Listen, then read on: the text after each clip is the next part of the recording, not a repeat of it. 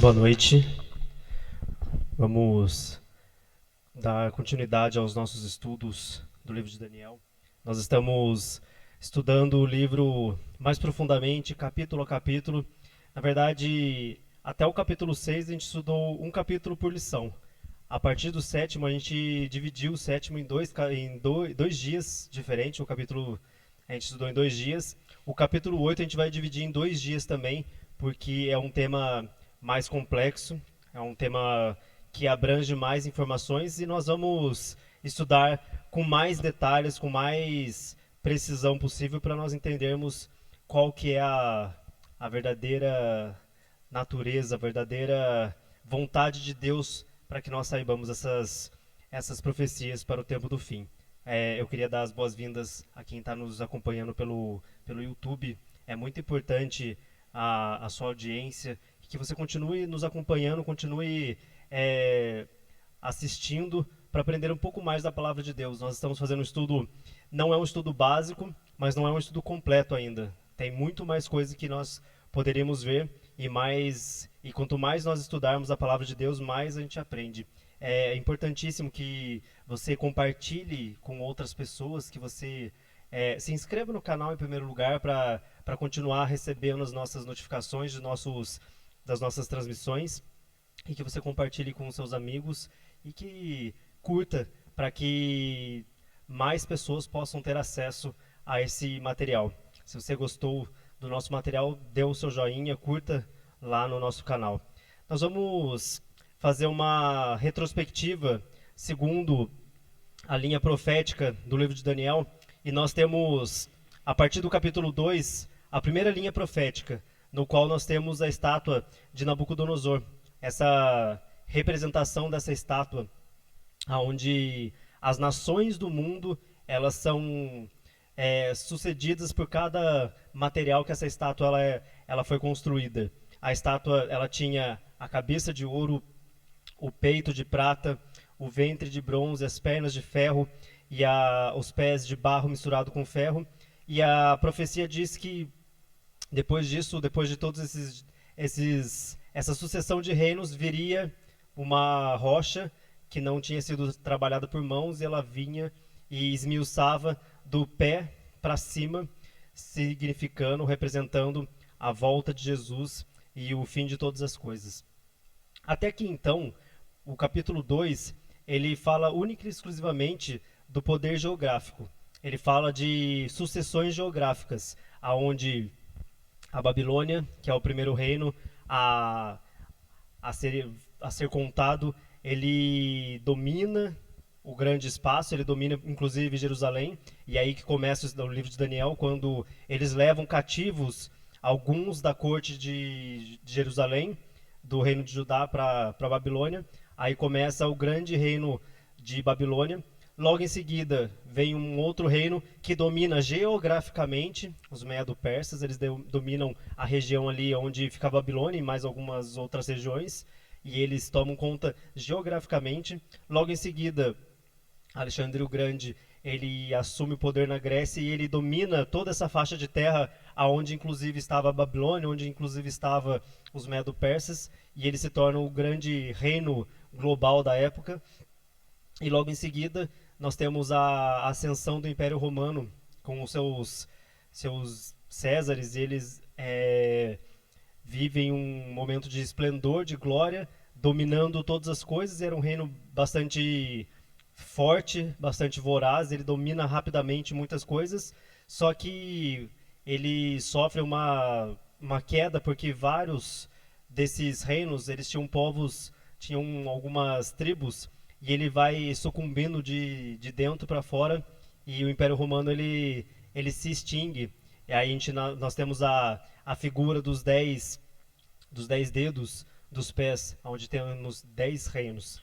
Essa primeira imagem de Daniel 2, ele conta somente a parte geográfica da sucessão de reinos. Quando nós chegamos a ver Daniel 7 e que nós temos essas imagens e começa do final para o começo, lá o leão representando a Babilônia, o urso representando os Medo-Persas, ou o leopardo, os gregos e o animal terrível e espantoso, os romanos, ele dá a entender até o verso 8 de Daniel 7.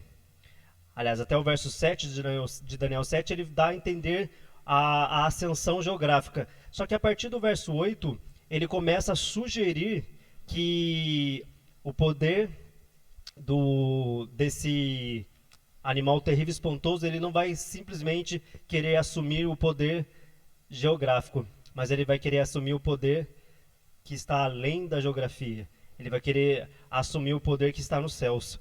Quando ele fala, e a gente estudou a semana passada, o tema passado do chifre pequeno, e nós vamos rever isso no capítulo 8, o poder, a ascensão desse chifre pequeno, ele assume uma posição no qual ele quer dominar não somente o espaço geográfico, mas ele quer dominar o campo da adoração, o campo religioso.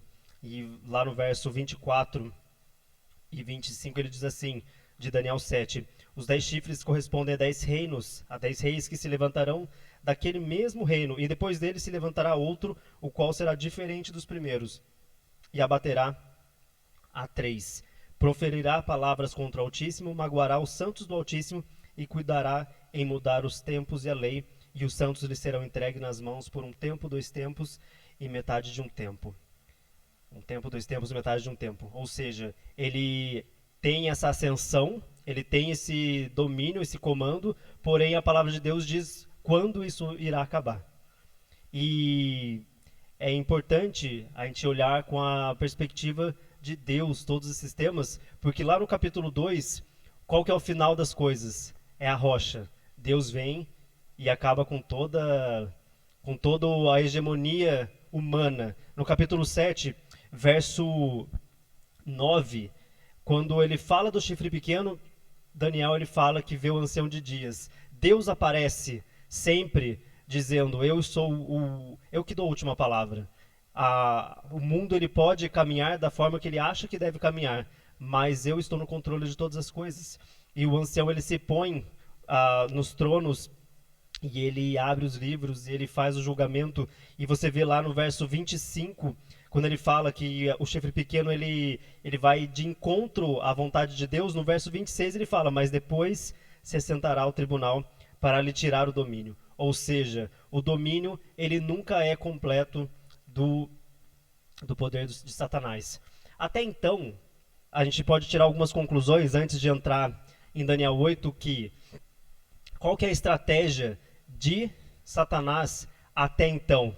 Se nós formos pegar um reino antes da Babilônia, qual que era o grande reino antes da Babilônia? O Egito. O Egito foi um grande reino. O que o Egito ele fez para com o povo de Deus? Ele escravizou. E ele tentou escravizar de tal forma que esse povo não crescesse mais. E Deus teve que tirá-los eles de lá. Ou seja, Satanás, a estratégia de Satanás é tentar aniquilar o povo.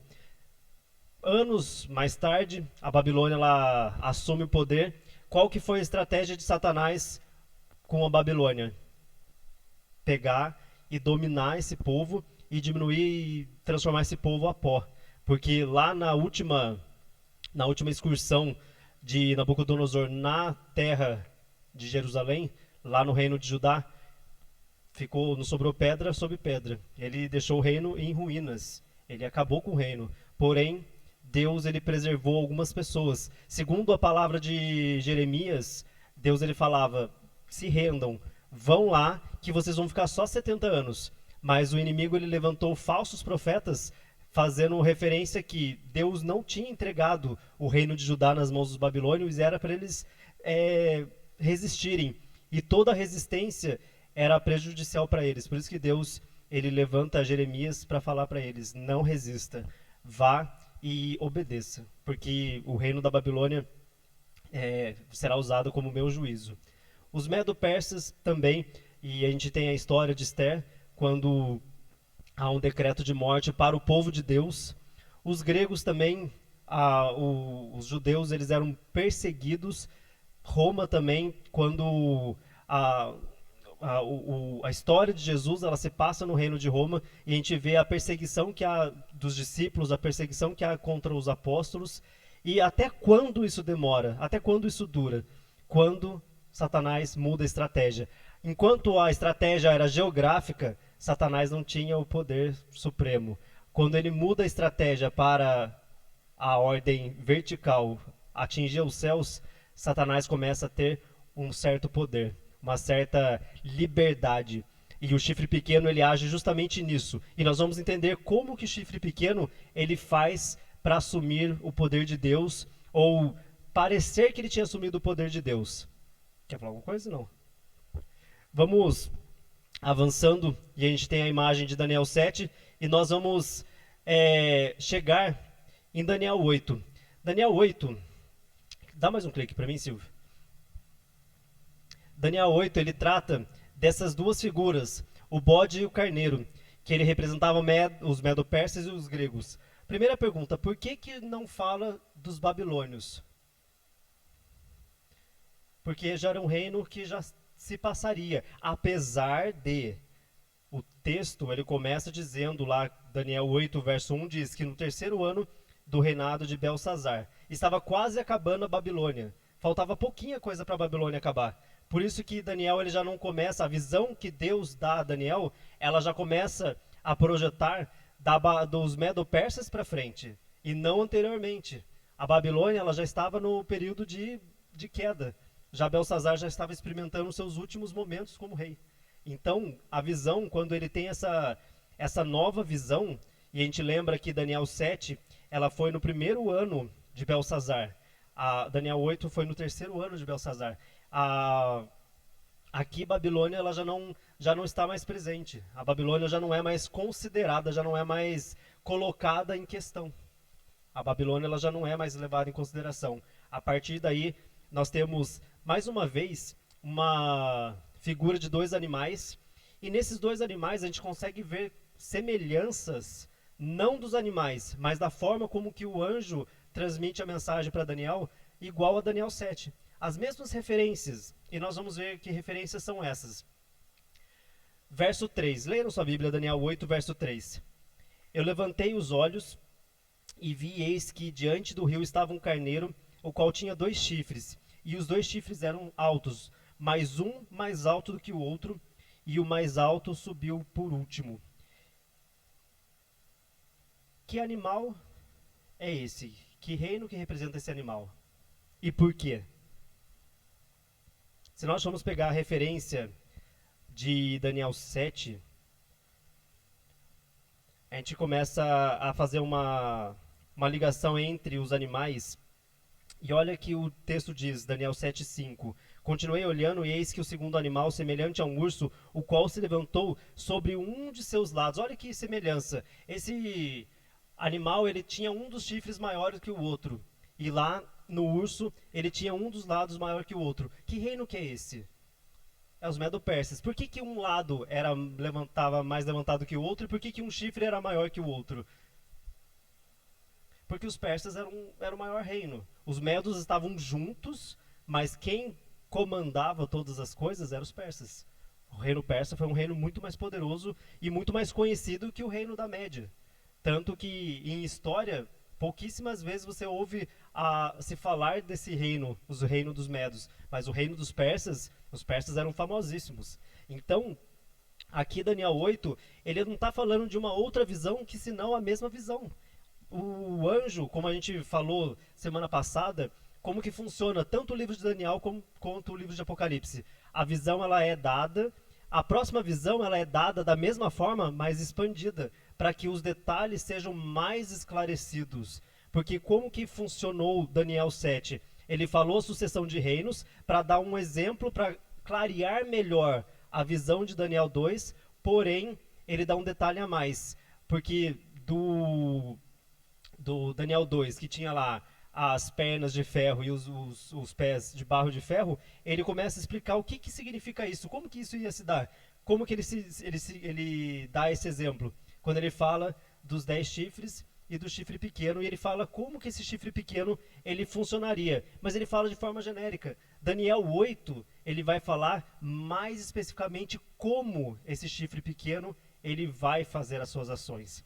Mas continuando, o texto ele continua dizendo a respeito desse outro animal no verso 5. Olha o que ele diz: estando eu a observar, eis que um bode vinha do ocidente sobre a terra, mas sem tocar o chão. Esse bode tinha um chifre notável entre os olhos. Dirigiu-se ao carneiro que tinha os dois chifres, o qual tinha visto diante do rio, e correu contra ele com todo o seu furioso poder. Que animal e que reino esse animal representa?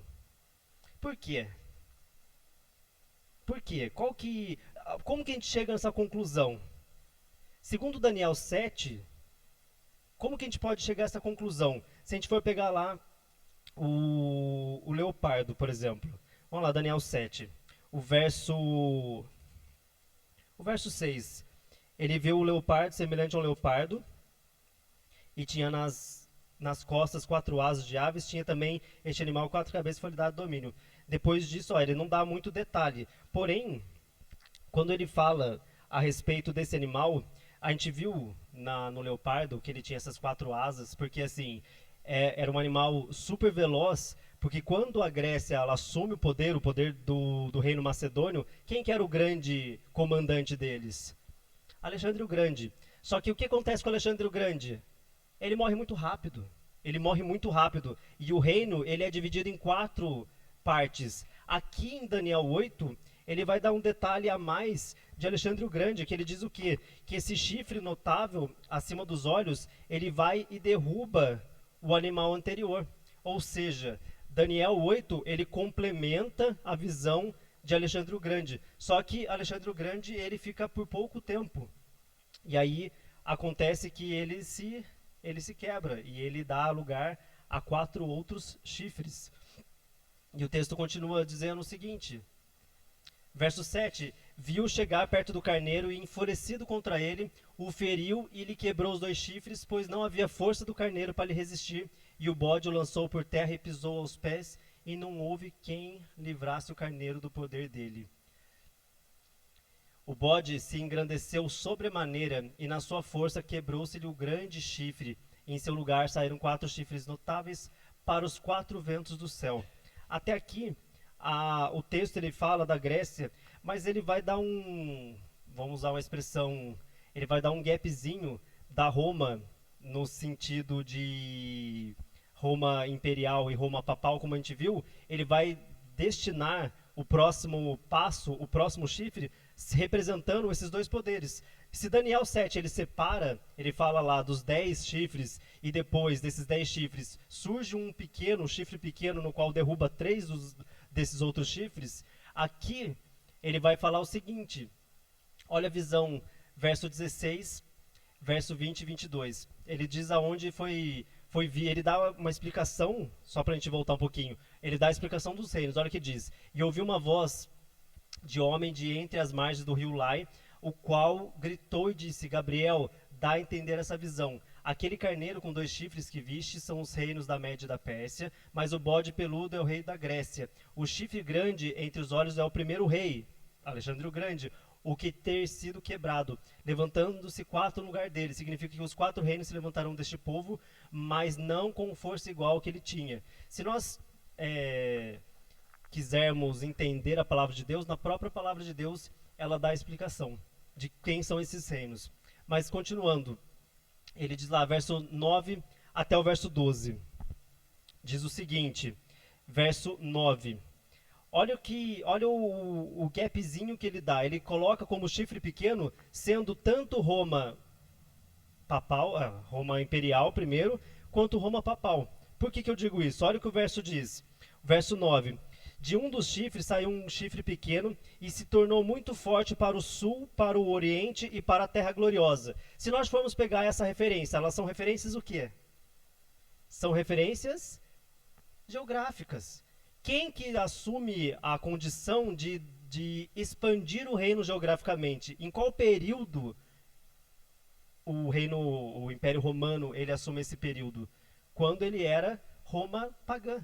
Antes de ser Roma papal, antes de ser Roma que ele assume o poder religioso. Ou seja, esse chifre ele vai representar os dois pontos. Olha o que continua dizendo. Ele se tornou muito forte para o sul, para o oriente e para a Terra Gloriosa. Haja vista que a Terra Gloriosa é onde? Jerusalém. Jerusalém. E ele diz o seguinte, no verso 10: cresceu até atingir o rei, o exército dos céus, e alguns dos exércitos e das estrelas lançou por terra e os pisou. Sim, engrandeceu-se até o príncipe do exército, e dele o tirou o sacrifício diário, e o lugar do seu santuário foi deitado abaixo. Aqui, em qual dimensão ele está batalhando? Na dimensão vertical. Ele assume o poder de quem aqui? Não é um poder geográfico. Esse chifre pequeno, ele assume o poder de Deus. E aqui, como eu disse, como ele faz isso? De duas maneiras bem simples. Ele diz assim, que ele se engrandeceu-se até o príncipe do exército. Quem que é o príncipe do exército? Jesus. E a gente vai entender por quê. E dele tirou, olha o que ele faz, dele tirou o sacrifício diário e o lugar do seu santuário foi deitado abaixo. Essas duas expressões, elas são muito importantes para nós entendermos de que forma o chifre pequeno de Daniel 7 e de que forma o chifre pequeno, esse pequeno chifre de Daniel 8, ele assume o seu poder, ele toma a frente. Olha o que ele diz, ele se engrandece até o príncipe do exército, Jesus, e ele tira o sacrifício diário e ele deita toda a verdade por terra. O que significa tirar o sacrifício diário? O que representava esse sacrifício diário? O que representava, segundo os costumes judaicos? Esse sacrifício diário era um sacrifício no qual o sacerdote, ele intercedia pelo povo 2 vezes ao dia, de manhã e no sacrifício da tarde, pedindo perdão pelos pecados de toda a nação, dia após dia, dia após dia. E uma vez por ano, ele fazia expiação por todos os pecados do ano todo, no qual essa cerimônia chamava de Yom Kippur. Ele entrava, agora não era mais o sacerdote, era o sumo sacerdote. Nós vamos entender essas posições melhor semana que vem, mas o sumo sacerdote, ele entra no lugar santíssimo e ele faz a intercessão e ele faz a remissão dos pecados de toda a nação do ano todo. Depois disso, o que acontece? Ele vai e purifica o santuário. Então, o chifre pequeno, o que ele faz? Ele tira o poder do príncipe do exército de fazer o quê? Ele toma o lugar de intercessor. Ele toma o lugar de intercessão. Ou seja, não é Cristo que intercede mais. Quem que intercede? Algum sacerdote. Quem que intercede? Alguma deidade, que a gente pode colocar assim, imagens, outros deuses, ou então outros santos. São eles que intercedem, não é mais Cristo Jesus que é o intercessor. Ele toma esse lugar. E quando nós estudarmos e virmos lá em Apocalipse 11, o texto de Apocalipse 11 diz que, eu vou até abrir para a gente ler, que ele dá um detalhe a mais disso. Ele diz o seguinte: olha o que ele diz. Foi-me dado um caniço semelhante a uma vara, e também me foi dito: dispõe-te, mede o santuário de Deus, o seu altar, e os que naquele adoram, mas deixa de parte o átrio exterior do santuário, e não meças, porque foi dado aos gentios este por 42 meses, calçarão os pés, e a cidade santa. Se nós formos pensar no santuário, o santuário tinha 3 divisões. A primeira parte era o pátio. A segunda parte era o lugar santo. E a terceira parte era o lugar santíssimo. O que acontecia no pátio? O sacrifício. É aqui que Jesus morre. Quando ele assume e ele tira o sacrifício diário, o que ele faz? O que o texto de Apocalipse 11 está dizendo? Ele deixa de fora porque vai ser entregue aos gentios justamente que parte? A parte do sacrifício de Cristo. O sacrifício de Cristo não é suficiente para a expiação de pecados. Eu preciso ir até o sacerdote para pedir perdão dos meus pecados. Eu preciso comprar indulgências para alcançar um lugar no céu. Eu preciso comprar alguma coisa santa para me purificar, para que eu possa ir para o céu. Você entende aonde que o chifre pequeno ele assume o poder? Ele toma o lugar de Cristo. Ele toma a posição que somente Cristo podia ter. Ele se torna o sacerdote. Você percebe que até Roma imperial, a estratégia de Satanás era aniquilação. Eu preciso aniquilar esse povo, eu preciso acabar com esse povo. A partir daqui, de 538, quando a igreja romana ela se estabelece, e ela vai se estabelecendo ao longo dos anos, mas ela começa a assumir um poder principal no mundo, ele começa a assumir o poder de mudar os tempos e a lei segundo Daniel 7:25. Ele muda as características da lei de Deus, ele muda a concepção que Deus dizia para as suas ordenanças. E ele toma o lugar de Cristo. Você entende como é sutil o que o inimigo faz? Primeiro ele tenta geograficamente aniquilar o povo, e não é suficiente. E isso ficou bem claro quando ele começa a perseguir na época do Império Romano. Quanto mais cristãos se matava, mais cristãos nascia. E não estava dando conta mais. As pessoas estavam se convertendo aos baldes. O que o inimigo faz? Peraí, isso aqui é muito poderoso. Então eu vou precisar entrar nesse terreno religioso e fazer o quê? Começar a misturar. Misturar a verdade com a mentira. Quando o Apocalipse 11 fala que o anjo pede para João medir o santuário, lugar santo, lugar santíssimo, mas ele fala para deixar a parte de fora de lado, porque está sendo entregue aos gentios, qual que é o período de tempo? Aqueles 42 meses, aqueles 1260 anos, aquele tempo que a gente viu semana passada, de um tempo, 2 tempos e metade de um tempo. São os 1260 anos que durou de 538 até 1798.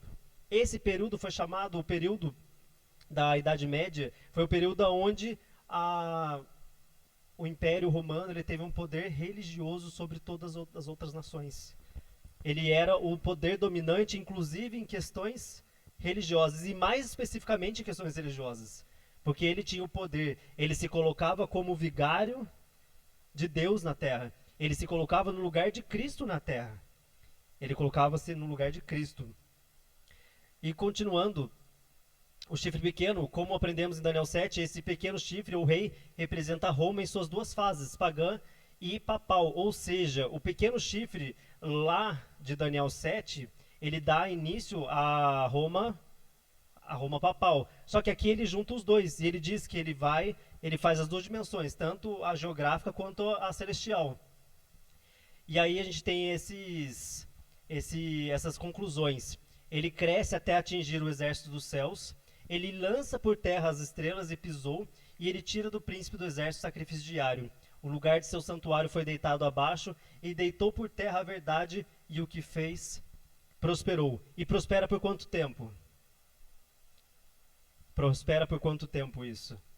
O grande questionamento de hoje é esse. Até quando vai durar isso? E nós vamos chegar nessa pergunta e nós vamos chegar na resposta. Para a gente entender, a gente deu uma pincelada sobre o sacrifício diário, mas vamos entender um pouquinho. Êxodo 29, verso 38 diz o seguinte: isto, pois, é o que oferecerás sobre o altar: 2 cordeiros de 1 ano cada dia continuamente. Um cordeiro oferecerás pela manhã e o outro cordeiro oferecerás à tardinha. Quem que era responsável por esse sacrifício? O sacerdote. O sacerdote. Só para título de curiosidade, muitas pessoas já sabem, mas em que momento Cristo morre na cruz? Quando que ele fala está consumado? No mesmo horário do segundo sacrifício, no sacrifício da tarde. Às 3 horas da tarde, Cristo fala está consumado. Ele morre no pátio do sacrifício, no horário certo. Ele cumpre a profecia no horário correto. Ele faz a expiação dos pecados no horário correto. Continuando, ofertas pelo pecado e ofertas pelo povo. E a gente chega no dia da expiação, que era a continuação, que assim, ao longo desse ano, eles tinham os dois sacrifícios, de dia e à tarde. Todos os dias eles pegavam aquele sangue e aspergia ali no altar, e ele pegava o sangue e levava para dentro e aspergia no véu. Esse véu ficava o ano inteiro contaminado com o sangue do animal que estava levando o pecado, a transferência do pecado por todo o povo, além dos sacrifícios que eram feitos pelas pessoas que ficavam lá no altar. As pessoas pegavam e levavam os cordeiros e confessava os pecados, e o sacerdote fazia a expiação pelo seu pecado. Mas esses sacrifícios diários, ele levava esse sangue para dentro e lançava dentro do lugar santo. Dentro do lugar santo. Ao passo que, durante um ano inteiro, aquela cortina ficava contaminada com o pecado. Se está contaminado, precisa do quê? Precisa de purificação. Nesse 10º dia do sétimo mês, era o dia da expiação, o Yom Kippur, Levíticos 16, no qual o sumo sacerdote fazia uma outra cerimônia com 2 bodes, um representava Cristo, o outro representava o inimigo de Deus. Ele sacrificava o que representava Cristo, levava o sangue para dentro do lugar santíssimo para fazer a expiação pelo pecado do ano todo de toda a nação. E Deus aceitava o pecado fazendo a Shekinah aparecer. E aí o que acontecia? Ele pegava e fazia a purificação do santuário. Eles podiam tirar aquele véu, lavar aquele véu e começar de novo mais um ano de, digamos assim, de pecados, para que fossem perdoados e fossem purificados. Uma vez por ano eles faziam essa limpeza de novo.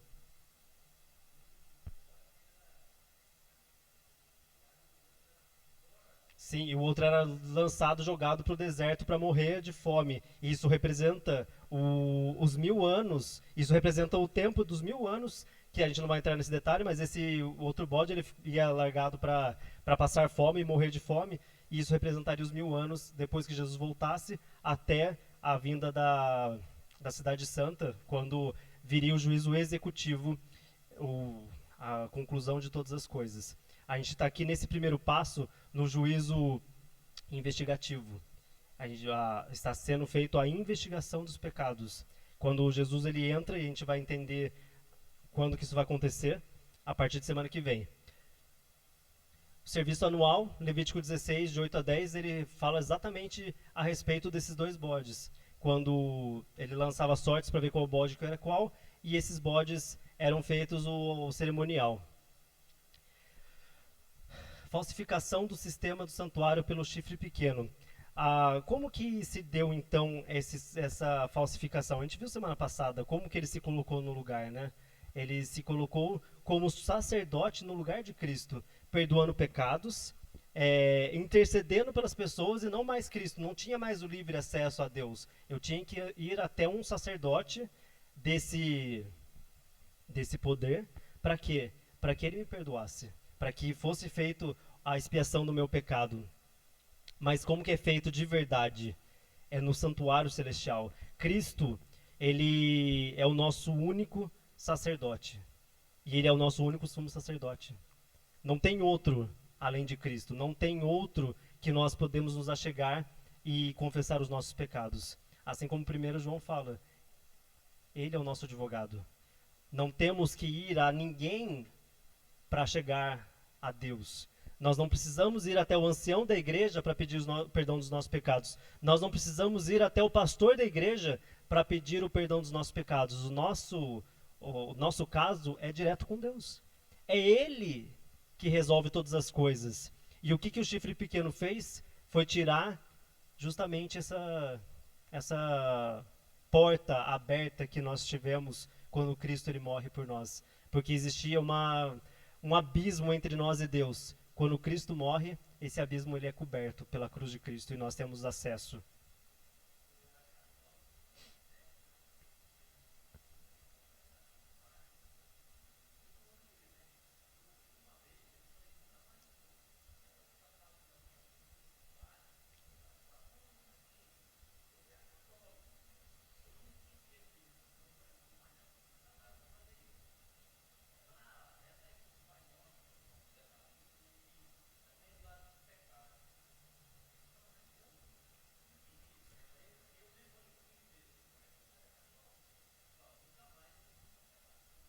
Não faz muito sentido. Mesmo porque você vai se confessar para uma outra pessoa, você vai conseguir ser 100% sincero? Se você tiver feito uma coisa muito absurda?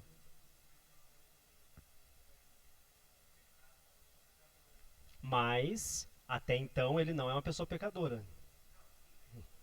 Sim, lógico, aos olhos de Deus todo mundo é pecador, mas aqui o chifre pequeno deixa bem claro, ele não é pecador, ele é o representante de Cristo, mas é bem isso,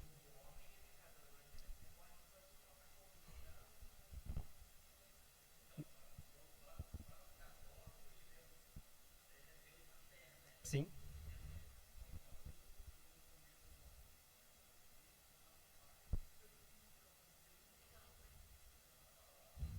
é complicado.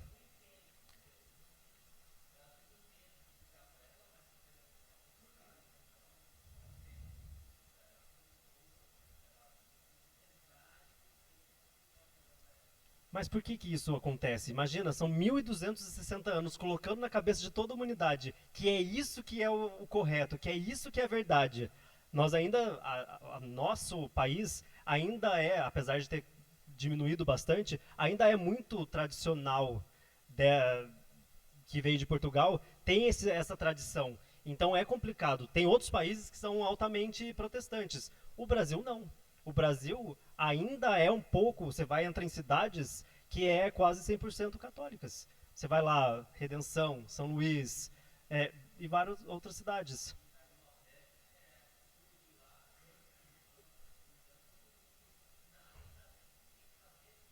Sim.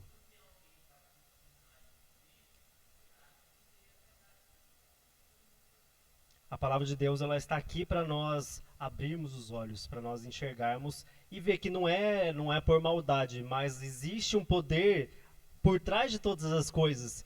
E quem que está por trás do chifre pequeno?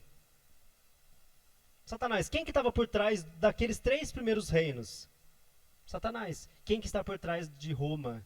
Satanás. Então todas as coisas, todas as ações não são movidas por homens simplesmente, são movidas por Satanás que induz homens a fazer coisas erradas e nós não procuramos checar os fatos, nós não procuramos enxergar o que Deus fala para nós. E nós muitas das vezes nós somos colocados em situações que nós caímos. Por quê? Porque nós não estudamos a palavra de Deus.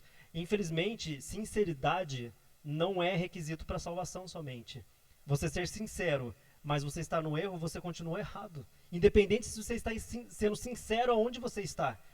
Mas Deus ele nos pede que nós olhemos para Ele, para olhar para o que Ele diz, para a palavra dele, para que nós não sejamos mais enganados, não sejamos mais levados a crer em coisas erradas, coisas falsas. E é para isso que serve o livro de Daniel, para nós entendermos não somente na parte religiosa, mas entender como que isso funcionou ao longo das épocas. Desde lá de Babilônia até os nossos dias, como que a história ela se liga na palavra de Deus.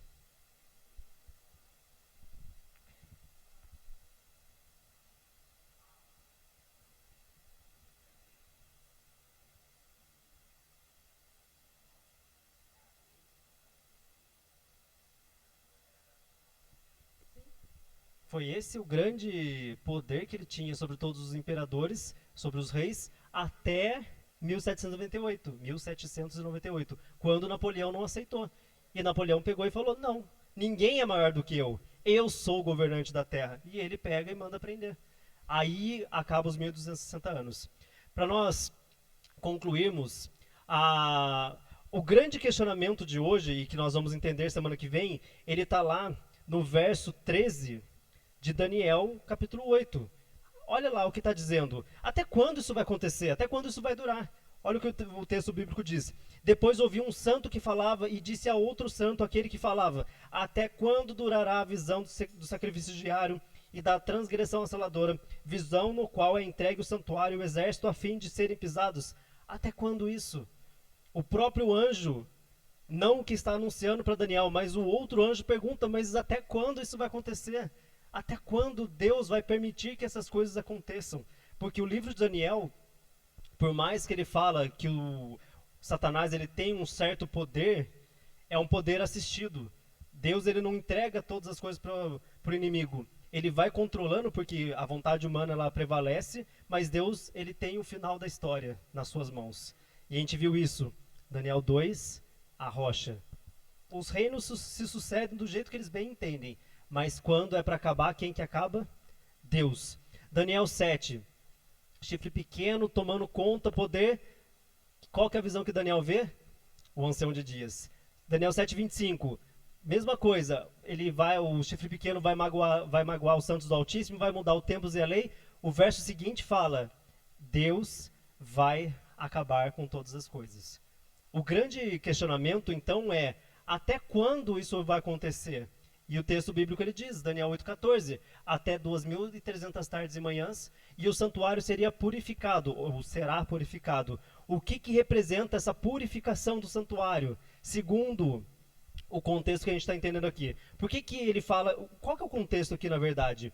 Se ele está falando que o santuário ele foi entregue, o sacrifício diário foi entregue nas mãos do inimigo, qual purificação vai acontecer aqui?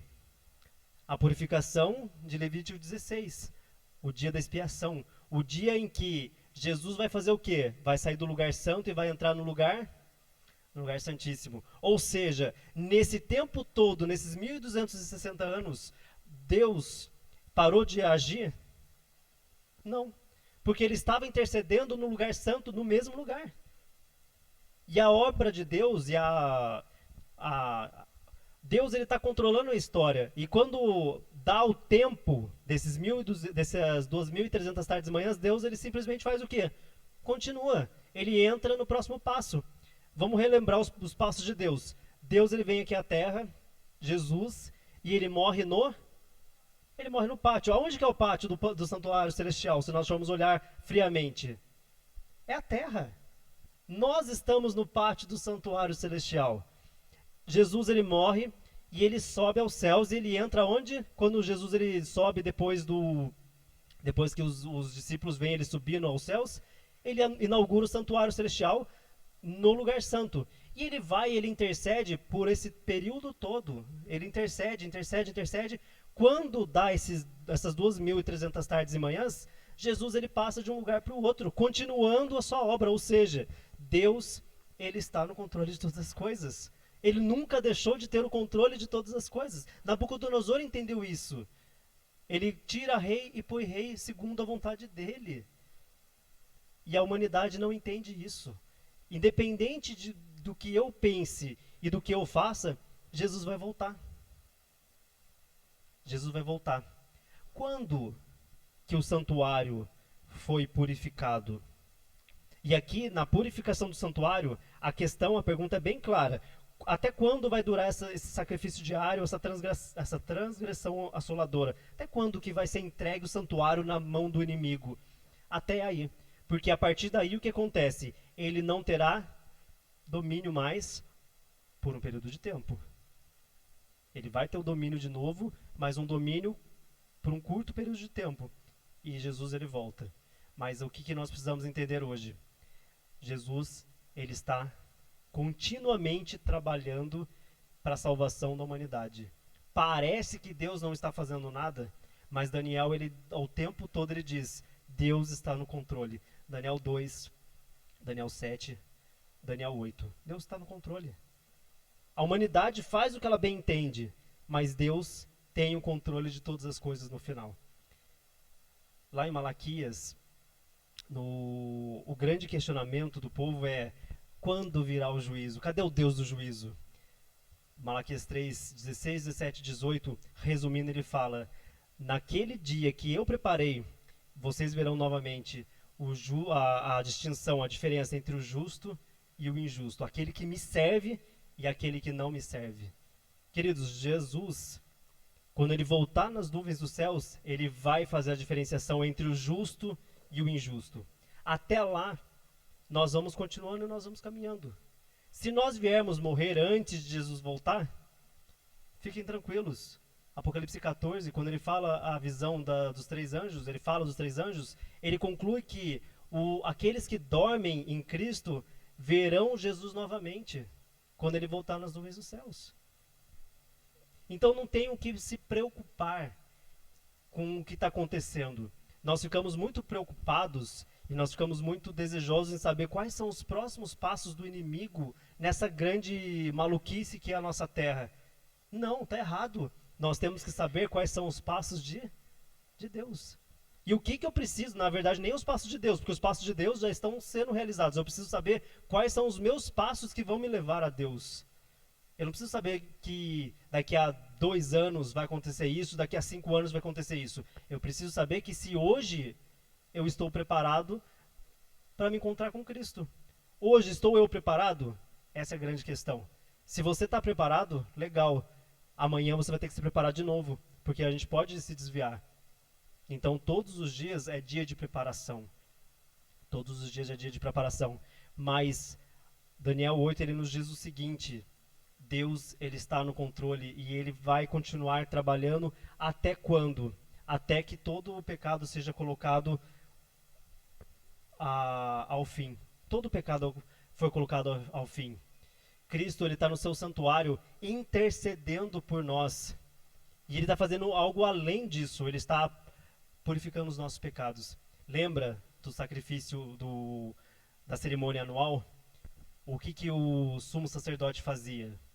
Ele pegava e intercedia pelo pecado de toda a nação, pelo ano todo.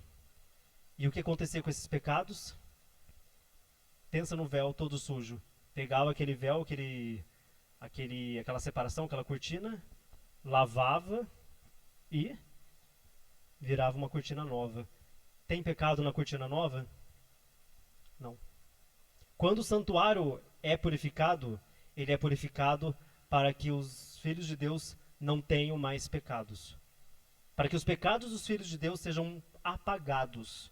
Para isso eu preciso estar clamando a Jesus todos os dias o perdão dos nossos pecados.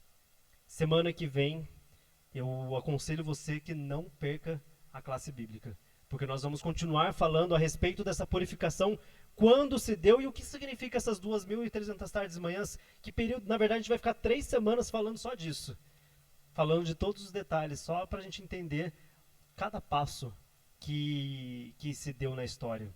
Eu queria orar com vocês para que nós encerrássemos essa classe e que você tenha a certeza e a convicção que Deus está no controle. Eu já falei isso várias vezes hoje, mas é para enfatizar: Deus está no controle de todas as coisas.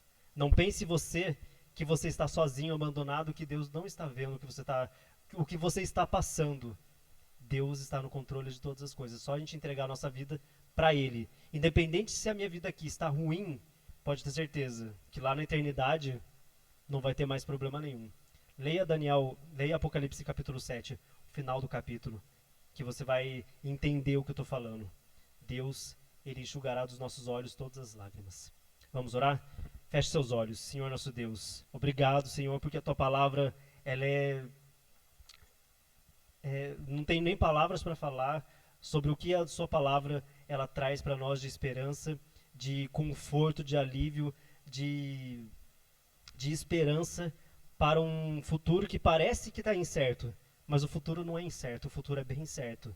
Nós sabemos que Cristo irá voltar muito em breve e nós queremos estar preparados para a Tua volta.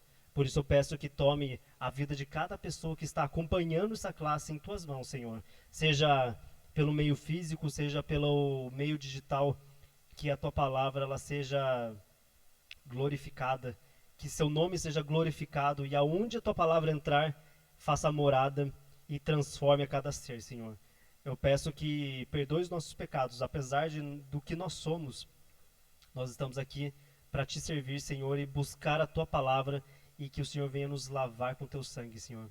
Nos vista com as Tuas vestes, para que nós possamos, naquele grande dia, estarmos no banquete celestial. Eu Te peço tudo isso e agradeço em nome de Jesus. Amém.